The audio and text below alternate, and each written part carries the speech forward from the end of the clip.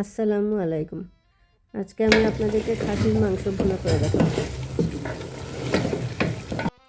এখানে আমি 3 কেজি খাসির মাংস ভালো করে ধুয়ে পরিষ্কার করে নিয়েছি।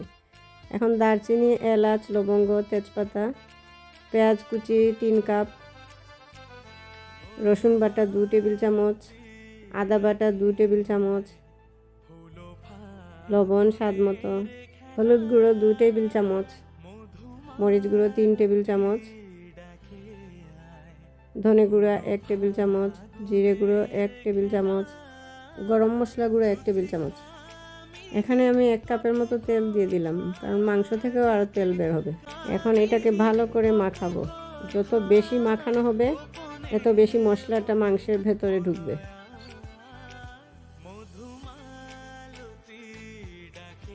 খুব ভালো করে চেপে চেপে মাখাবো। মাখানোর উপর মাংসের স্বাদটা আরও বেড়ে যাবে। আমি 5 মিনিটের মতো মাংসটা মাখাবো। যত বেশি মাখাবো মাংসের ভেতরে রসটা গিয়ে তত বেশি ঢুকবে।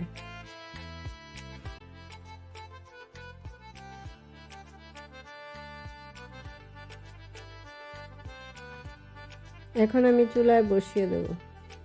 আমি অল্প অল্প গরম পানি দিয়ে 1 ঘন্টার মতো কষাবো। যখন পানিটা শুকিয়ে যাবে তখন অল্প করে গরম পানি দেব। অল্প অল্প পানি দিয়েই মাংসটা আমি সেদ্ধ করব। খাসির মাংস যত বেশি কষানো হবে এত বেশি তার টেস্ট আসবে। আমি খুব একটা পানি দিইনি, অল্প অল্প পানি দিয়ে কষানোর মধ্যেই আমার মাংসটা সেদ্ধ হয়ে গেছে। দেখেন আমার মাংসটা রান্না হয়ে গেছে।